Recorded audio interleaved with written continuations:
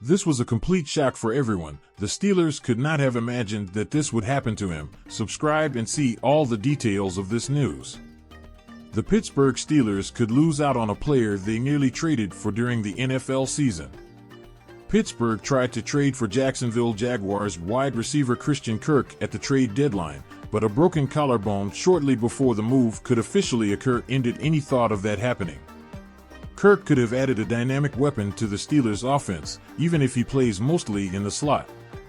Now that new Jaguars head coach Liam Cohen and general manager James Gladstone are around, does it make sense for them to move on?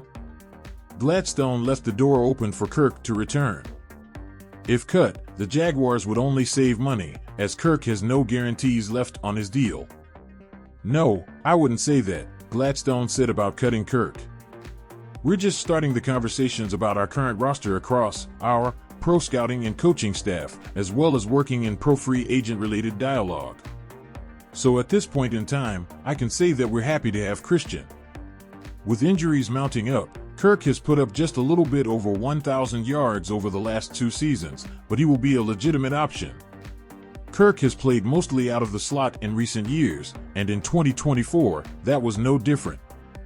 73% of his snaps came from the slot, but with the Steelers, he would likely have to move around the formation more with Calvin Austin III and Roman Wilson around. Kirk is a nice player, but he cannot be the only move. Just 1101 receiving yards and mounting injuries over the last 2 years are a significant concern. His yards per route run over those seasons is a solid 2.1, though, so there is talent there, but the Steelers would have to make this move at the right price and as a compliment, not a sure thing.